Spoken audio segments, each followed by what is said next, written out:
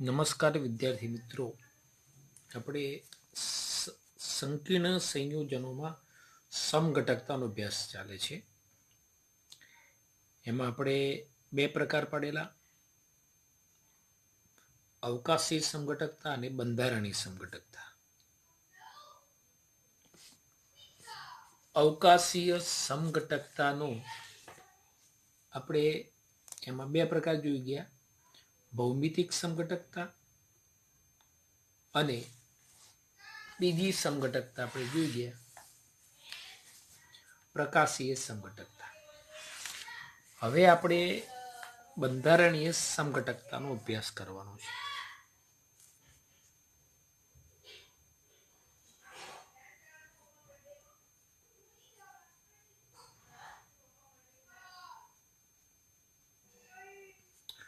તો બંધારણીય સમઘટકતાના મિત્રો આપણે ચાર પ્રકાર પાડીએ છીએ.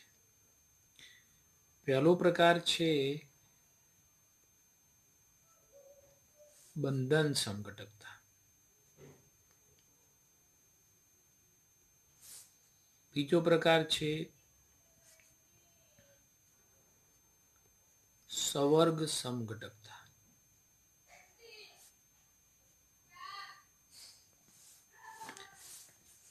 ત્રીજો પ્રકાર છે આયનીકરણ સમઘટકતા.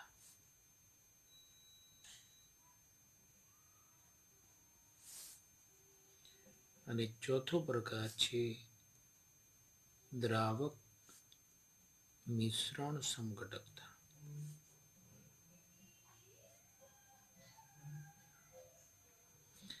બંધન સમઘટકતા, સવર્ગ સમઘટકતા, આયનીકરણ સમઘટકતા અને દ્રાવક મિશ્રણ સમઘટકતા.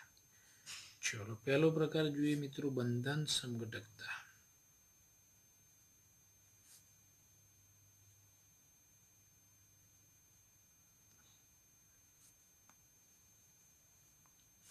આ સમઘટકતામાં કેટલાક લિગેન્ડ એવા છે કે એ લિગેન્ડમાં એક કરતો વધારે પરમાણુઓ ધાતુ આયન સાથે બંધથી જોડાય છે. દાખલા તરીકે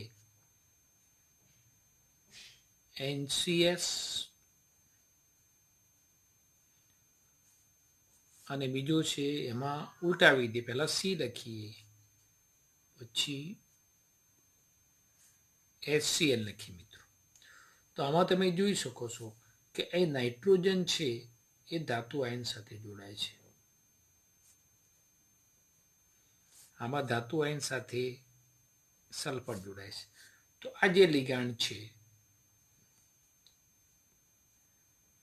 કે જેને આપણે નામ આપીશું બંધન સમઘટકતામાં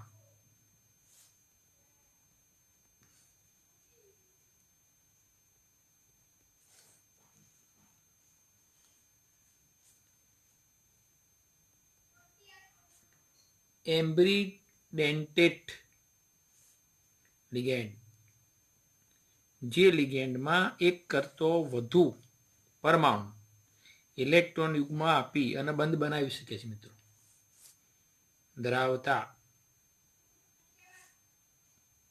સવર્ગ સંયોજનોમાં ઉદ્ભવે છે. અહીં આપણે જોઈ શકીએ છીએ આનું નામ છે થાયોસાયનેટ. જે લિગાન્ડ છે -1 એક સંયોજકતા ધરાવે છે મિત્રો. આ સંકીર્ણ સાથે જોડાય છે અને નાઇટ્રોજન સાથે એ ધાતુ આયન સાથે બંધ પામે છે મિત્રો, અને આ પ્રકારનું સંકીર્ણ આપે છે મિત્રો.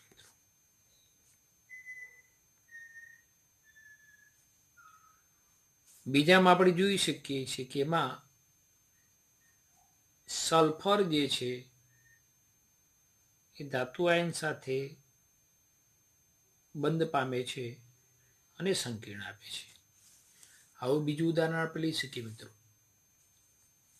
ચલો NO2 માં આ નાઇટ્રોજન છે એ ધાતુ આયન સાથે જોડાય છે મિત્રો. બરાબર છે. નાઇટ્રાઇટ લિગેન્ડ છે મિત્રો.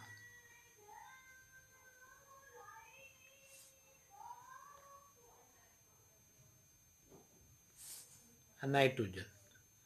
આ જ લિગેન્ડમાં જો ઓક્સિજન દ્વારા ONO ધાતુ આયન સાથે ઓક્સિજન, આ લિગેન્ડ ઓક્સિજન મારફતે ધાતુ આયન સાથે બંધન પામે છે, બરાબર છે, અને આ પ્રમાણે સંકીર્ણ બનાવે છે. તો આ પ્રકારના લિગેન્ડ ધરાવતા જે સંકીર્ણ સંયોજનો છે એમાં લિગેન્ડમાં કયો પરમાણુ એક કરતો વધારે પરમાણુ ધાતુ આયન સાથે બંધ બનાવે છે, માટે એને બંધન સમઘટકતા આપણે કહીશું મિત્રો. ચલો હવે બીજો પ્રકાર જોઈએ મિત્રો, સવર્ગ સમઘટકતા.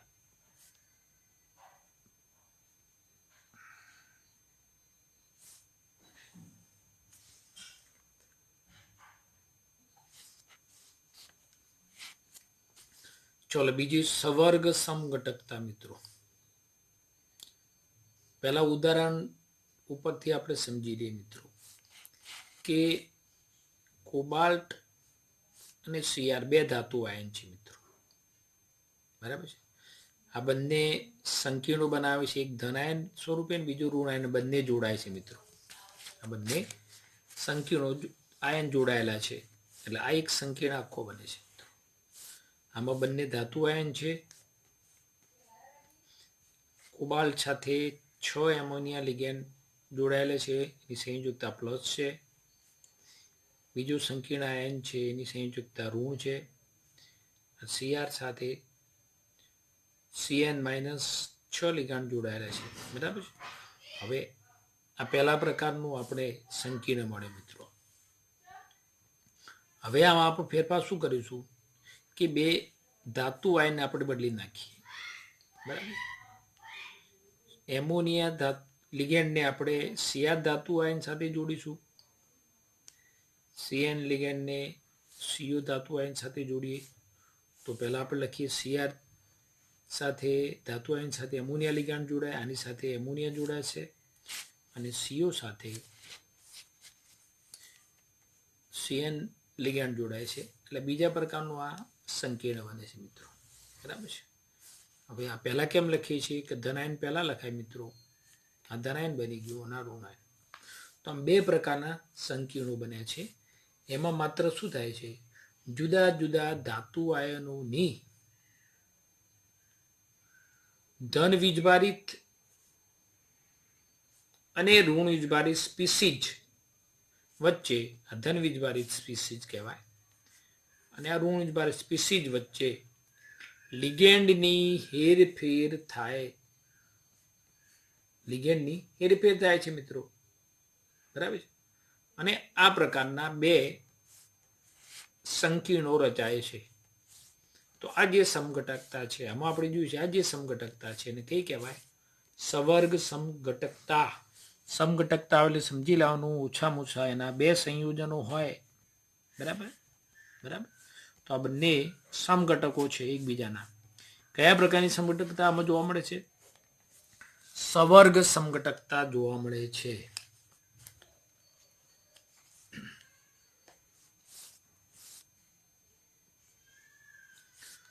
તો આ સવર્ગ સમઘટકતાનું આપણે ઉદાહરણ આપીએ મિત્રો. તો તમને મિત્રો ધ્યાન આપીશું કે બે સંકીર્ણો આપ્યા હોય અને કહેવામાં આવે આ સંકીર્ણમાં કયા પ્રકારની સમઘટકતા છે, તો આમાં બંધન સમઘટકતા. આમાં કયા પ્રકારની સમઘટકતા, બંધન. તો આ બે સંકીર્ણોમાં કઈ સમઘટકતા છે મિત્રો, આમાં સવર્ગ સમઘટકતા છે. લિગેન્ડ બદલાય છે, લિગેન્ડની હેરફેર થાય છે, બે ધાતુ આયન વચ્ચે લિગેન્ડની હેરફેર થાય અને સમઘટકતા અને સંયોજન ઉત્પન્ન થાય સંકીર્ણ, તો એને આપણે સવર્ગ સમઘટકતા કહીશું મિત્રો. ચલો હવે આવશે નંબર 3,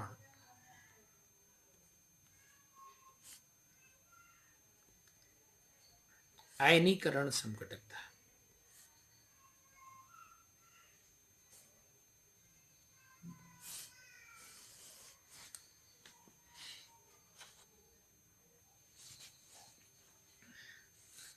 ચલો મિત્રો, હવે જોઈએ કે ઉદાહરણ ઉપરથી વધારે આપણને ખ્યાલ આવશે મિત્રો. ચલો, કોબાલ્ટ ધાતુ આયન સાથે બે લિગાન્ડ જોડાયેલા છે મિત્રો, એમોનિયા અને SO4. બરાબર છે. આ ધાતુ આયન ધન છે એની સાથે ઋણ આયન જોડાયેલો છે. હવે આ સંકીર્ણ ક્ષારમાં ધન આયન સંકીર્ણ આયન સાથે ઋણ આયન જોડાયેલો છે મિત્રો,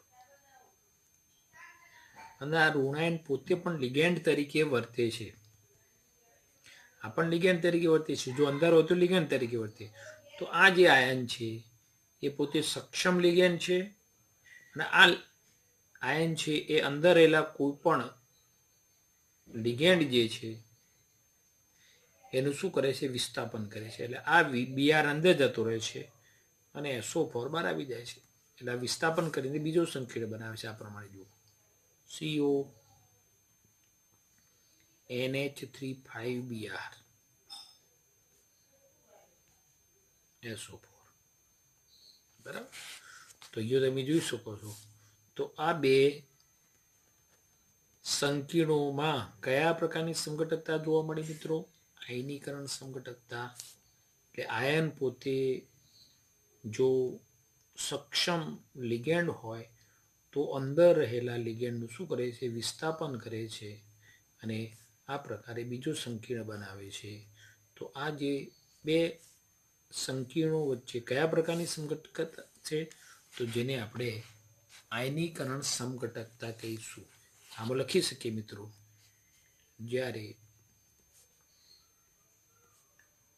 સંકીર્ણ ક્ષારમાં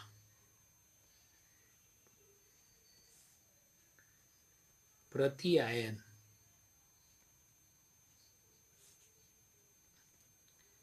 પોતે જ સક્ષમ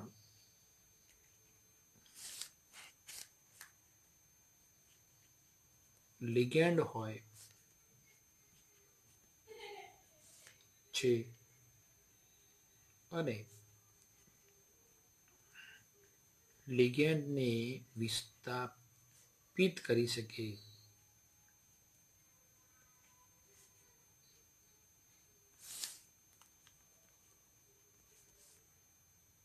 જે ત્યારબાદ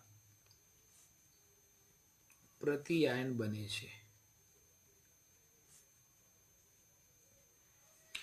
એટલે બીઆર સક્ષમ, આ બીઆર આયન સક્ષમ લિગેન્ડ છે, વિસ્થાપન કરે છે, અને અંદર જે લિગેન્ડ છે એ ફરી પાછું આયન બને છે મિત્રો. બરાબર છે. તો આમ ત્રણ સમઘટકતા જોઈ. હવે મિત્રો ચોથી સમઘટકતા આપણે જોઈશું, એનું નામ છે દ્રાવક મિશ્રણ સમઘટકતા.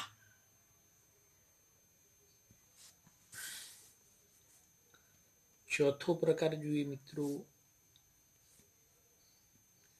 દ્રાવક મિશ્રણ સમઘટકતા.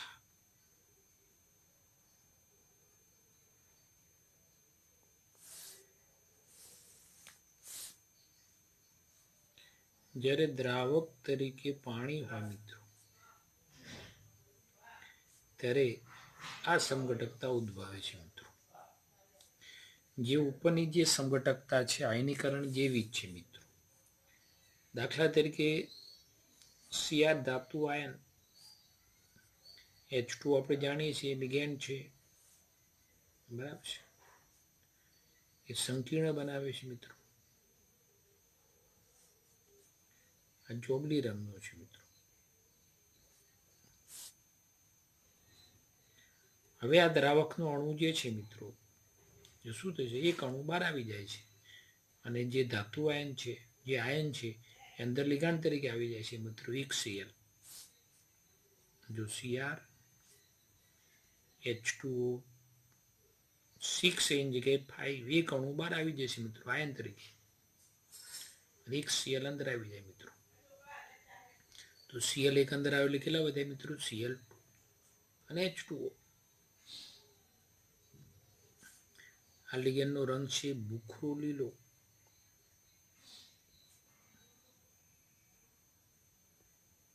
બરાબર. તો આ બે સંકીર્ણો વચ્ચે જે સમઘટકતા ઉદ્ભવે છે એને આપણે દ્રાવક મિશ્રણ સમઘટકતા કહેવામાં આવે છે. બરાબર છે. તો લખીએ આપણે, જ્યારે દ્રાવક તરીકે H2O હોય ત્યારે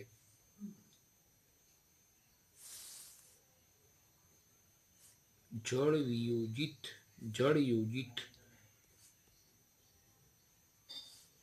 સમઘટકતા કહે છે.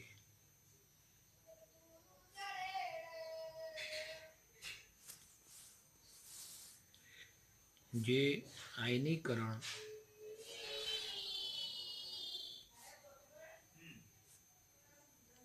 સમઘટકતા જેવી છે.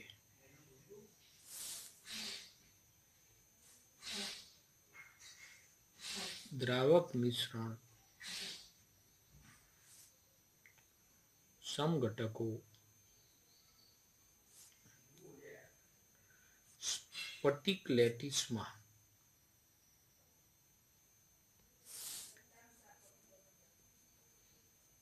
દ્રાવકના અણુઓ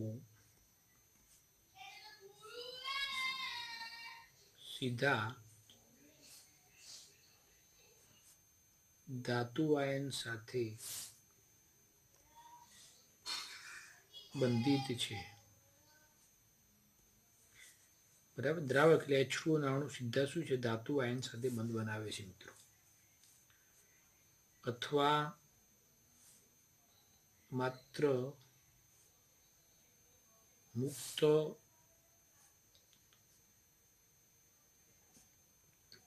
દ્રાવક અણુ તરીકે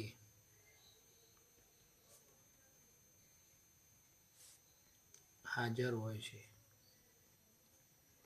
ચલે જોઈએ ને, દ્રાવક અણુ તરીકે, મુક્ત દ્રાવક અણુ તરીકે, જેના આધારે બે અલગ પડે છે અને બે ઉદાહરણ બને છે મિત્રો.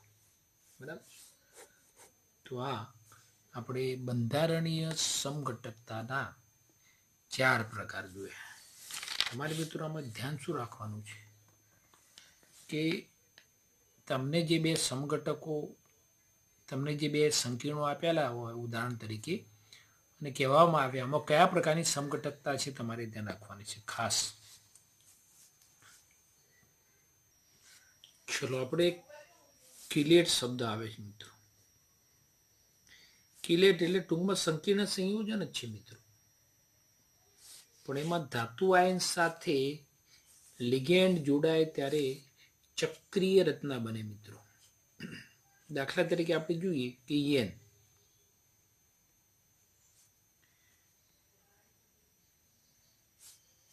એન લિગેન્ડ ઇથિલિન ડાયામાઇન, અથવા બીજું નામ આપવું હોય તો 1,2 આઇથેન 1,2 ડાયામાઇન, ઇથેન 1,2 ડાયએમાઇન. આનું ટૂંકું રૂપ EN લખાય. EN લખીએ એટલે શું સમજવાનું? આ લિગેન્ડ છે મિત્રો, ઇથેન 1,2 ડાયમાઇન. આ લિગેન્ડ આ નાઇટ્રોજન પરમાણુ ઇલેક્ટ્રોન યુગ્મ આપીને ધાતુ આયન સાથે જોડાય બંધથી. આ નાઇટ્રોજન પરમાણુ પણ ધાતુ આયન સાથે ઇલેક્ટ્રોન યુગ્મ આપીને જોડાય. તો કઈ રીતે સંકીર્ણ બને જોઈએ આપણે, એ ધ્યાન આપીએ. Cu+2 CH2 CH2 NH2 NH2. જો આયન ધાતુ આયન સાથે Cu+2 ધાતુ આયન સાથે આ નાઇટ્રોજન ઇલેક્ટ્રોન યુગ્મ આપીને જોડાય છે. આ પણ નાઇટ્રોજન, એટલે આ રીતના કેવી બને મિત્રો? ચક્ર જેવી રીતના બની. જુઓ એ જ પ્રમાણે બીજો લિગેન્ડ જુઓ,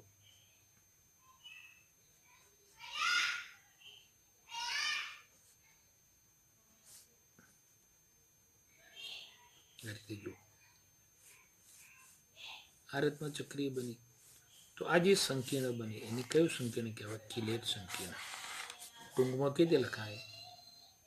Cu+2En ટ્વાઇસ. તો આ સંકીર્ણ ખરું, સંકીર્ણ આયન છે મિત્રો. આ બરાબર છે, સવર્ગ સંયોજન છે, પણ એને નામ શું આપી શકાય? કિલેટ કહી શકાય. બરાબર છે.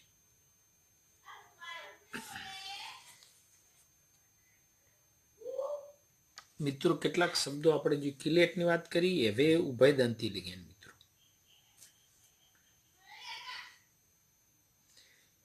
જે લિગેન્ડ જુદા જુદા દાતા પરમાણુ ધરાવે, દાખલા તરીકે HCl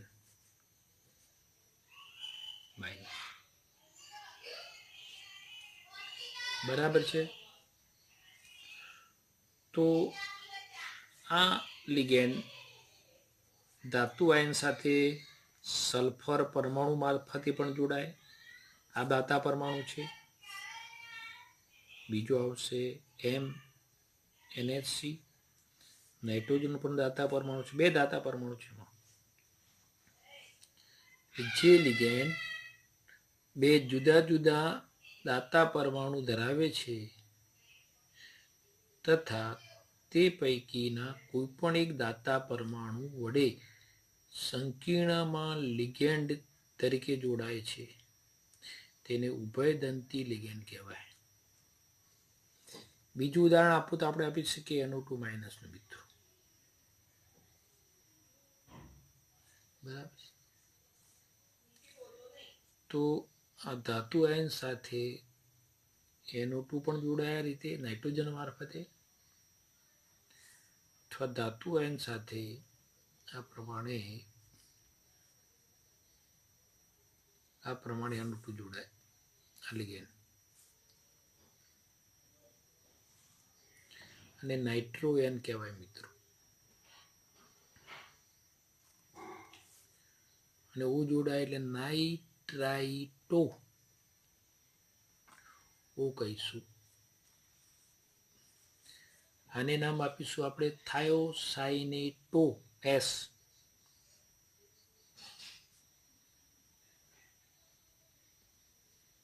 S મારફતે જોડાય છે.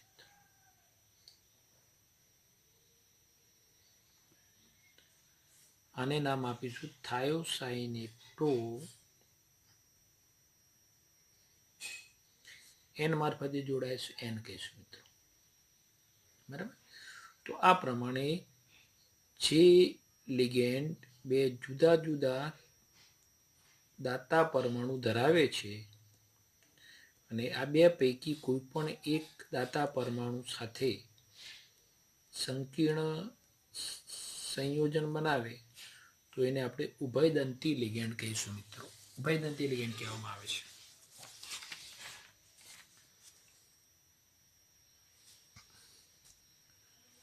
ચલો બીજો શબ્દ છે મિત્રો સવર્ગોક.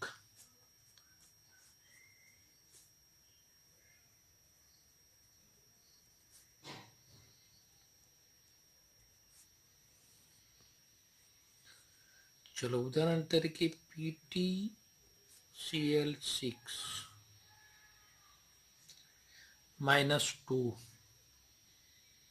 ચલો આમાં તમે જોઈ શકો છો પ્લેટિનમ ધાતુ આયન સાથે 6 લિગેન્ડ 6 ક્લોરીનના પરમાણુ 6 ઇલેક્ટ્રોન યુગ્મ આપે છે મિત્રો. એટલે એમાં દાતા પરમાણુ કેટલા છે? Cl ના 6 છે મિત્રો. માટે Pt નું સવર્ગોક કેટલું? 6 થાય મિત્રો. ટૂંકમાં ધાતુ આયન લિગાન્ડ સાથે જે બંધ બનાવે એ બંધની સંખ્યાને સવર્ગોક કહેવાય મિત્રો. નિકલ ધાતુ આયન એમોનિયા સાથે કેટલા બંધ બનાવે છે મિત્રો? 4. નિકલ ધાતુ આયન સાથે આ દાતા પરમાણુ કેટલા છે? આમાં નાઇટ્રોજનના 4 દાતા પરમાણુ છે. માટે Ni નું સવર્ગોક 4.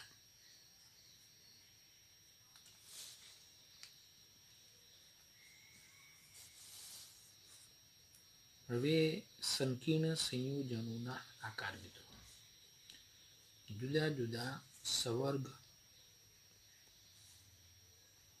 બહુફલકના આકાર.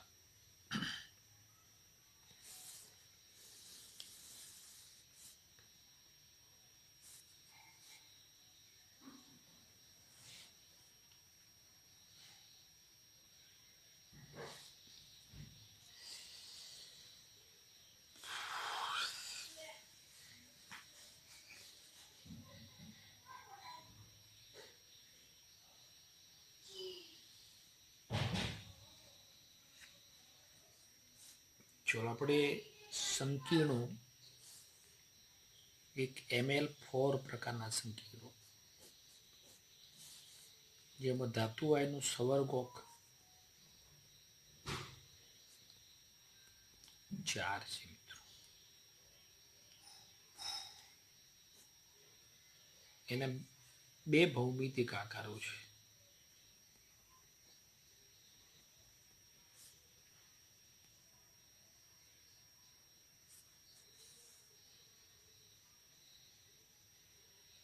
એક સમચતુષ્ફલકીય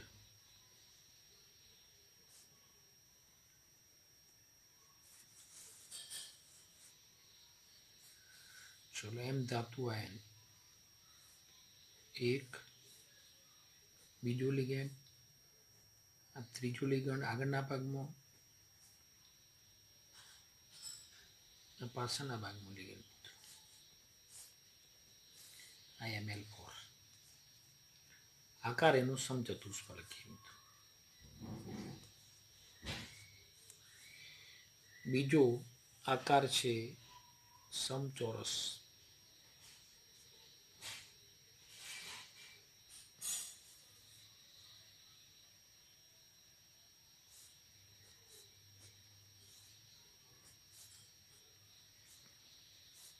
આ એક જ સમતલમાં આવે મિત્રો, સમચોરસ આકાર.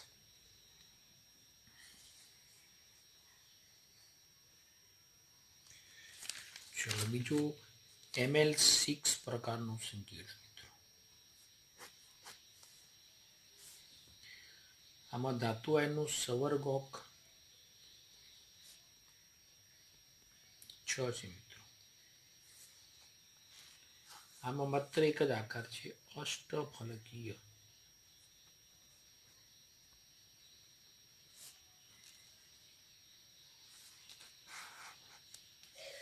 એનો આકાર લઈએ. ચલો એમ ધાતુ આયન સાથે કેટલા લિગેન્ડ જોડવાના આપણે? 6, 1 2 3 4, પર 5 અને નીચે 6.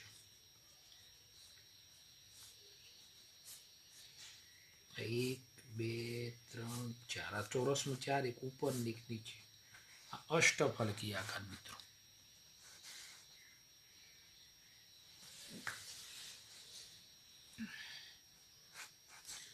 હવે મોટે ભાગે આ બે પ્રકારના સંકીર્ણો છે મિત્રો, ML4 અને ML6. આ બેનો જ અભ્યાસ આપણે કરીએ છીએ મિત્રો. એ સિવાય આપણે જોઈએ તો ML5નો આકાર આવે દોરી શકીએ મિત્રો, જે આપણે અભ્યાસમાં નથી મિત્રો. 5 બંધ, તો સમતલમાં 3 બંધ બને મિત્રો. 1 2 3, પછી ઉપર નીચે 4 અને 5.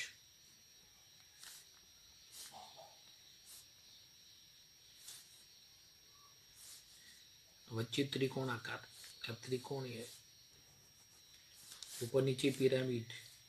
આનો આકાર આવશે ત્રિકોણીય દ્વિપિરામિડ.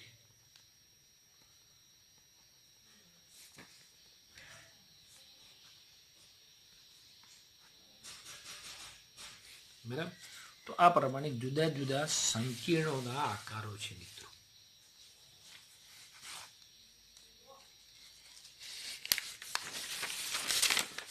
ચલો હવે કેટલાક શબ્દો આપણે ખાસ ધ્યાનમાં લેવાના છે મિત્રો. ચલો હોમો,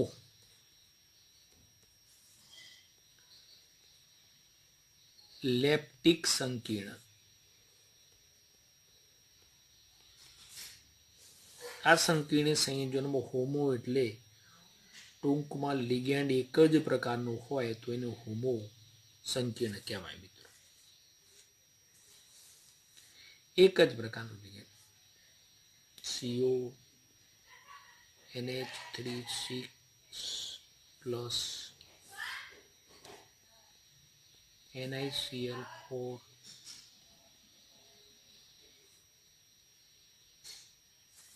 બરાબર છે. FeH2O6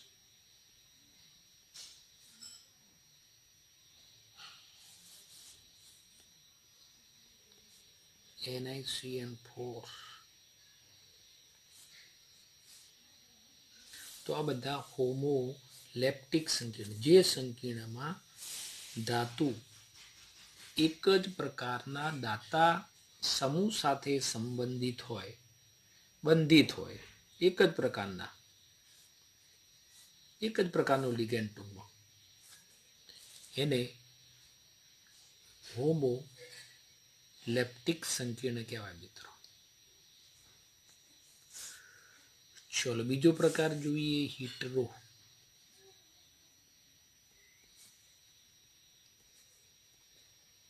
લેપ્ટિક સંકીર્ણ.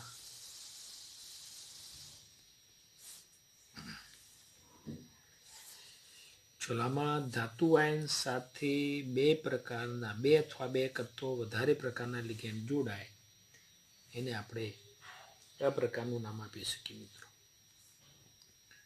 CO NH3 Cl2+, બરાબર. FeH2O5Cl+2 બરાબર છે. CO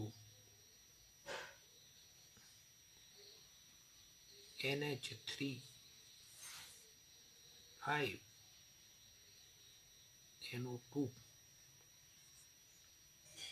+2. તો આમાં જોઈ શકીએ છીએ આપણે હીટરો એટલે ટૂંકમાં બે અથવા બે કરતો વધારે પ્રકારના, બરાબર, બે અથવા બે કરતો વધારે પ્રકારના. જો એમોનિયા અને Cl બે પ્રકારના લિગેન્ડ CO ધાતુ આયન સાથે જોડાયેલા છે મિત્રો. અહીંયા H2O અને Cl બે પ્રકારના લિગેન્ડ ધાતુ આયન સાથે જોડાયેલા છે મિત્રો. એ NH3 અને NO2 બે પ્રકારના લિગેન્ડ ધાતુ આયન સાથે જોડાયેલા છે. તો આને આપણે કહીશું હીટરોલેપ્ટિક સંકીર્ણ, જે સંકીર્ણમાં ધાતુ એક કરતો વધારે પ્રકારના દાતા સમૂહ સાથે બંધિત હોય તેને હીટરોલેપ્ટિક સંકીર્ણ કહેવામાં આવે છે મિત્રો.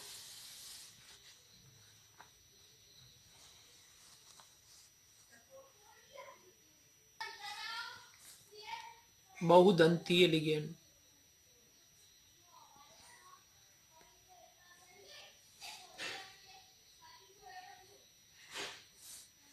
બહુદંતી જે લિગેન્ડ એક કરતો વધારે બંધ બનાવે એને બહુદંતી લિગેન્ડ કહેવાય, બરાબર. એટલે એક જ લિગેન્ડમાં બે દાતા પરમાણુ હોય તો એને આપણે બહુદંતી લિગેન્ડ કહેવાય, બરાબર છે. ચાલો આપણે જોઈ ગયા ઇથિલિન ડાયમાઇન.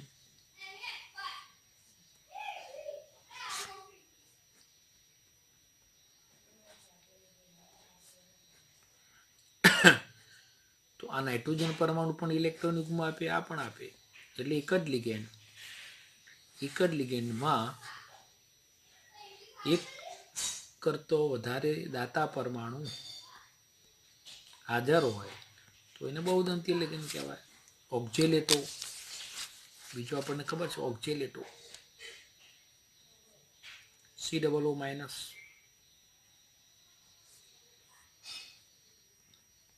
અને ટૂંકું નામ આપો તો OX ઓબ્જેક્ટ હતું, બરાબર છે. એનો વીજભાર કેટલો? -2 મિત્રો. ચોલામાં O પરમાણુ પણ ઇલેક્ટ્રોન યુગ્મ આપે, આ O પરમાણુ પણ આપે, 2 આપે છે મિત્રો. એક જ લિગેન્ડમાં 2 દાતા પરમાણુ છે મિત્રો, તો એને આપણે બહુદંતી લિગેન્ડ કહેવાય. એક પ્રમાણે જો બહુદંતી લિગેન્ડમાં શું આવે? SO4-2 બહુદંતી લિગેન્ડ, CO3-2 બહુદંતી લિગેન્ડ, પછી CH2 CH CH2, આમાં 3 NH2 છે મિત્રો. આ ત્રિદંતીય લિગેન્ડ છે, આ પણ બહુદંતી લિગેન્ડ. PTN, પછી PO4-3 બહુદંતીય લિગેન્ડ, બરાબર. એક લિગેન્ડ 3 બંધ બનાવે. પછી ASO4-3 આ પણ બહુદંતીય લિગેન્ડ છે મિત્રો. તો બહુદંતીય લિગેન્ડ એટલે એક જ લિગેન્ડમાં એક લિગેન્ડ ટૂંકમાં એક કરતો વધારે બંધ બનાવે. દ્વિદંત, ત્રિદંત, ટૂંકમાં એક દંત સિવાયના બાકીના દ્વિદંતીય લિગેન્ડ, ત્રિદંતીય લિગેન્ડ, ષડદંતીય લિગેન્ડ, આ બધા લિગેન્ડોને આપણે બહુદંતીય લિગેન્ડ તરીકે આપણે ઓળખવામાં આવે છે મિત્રો.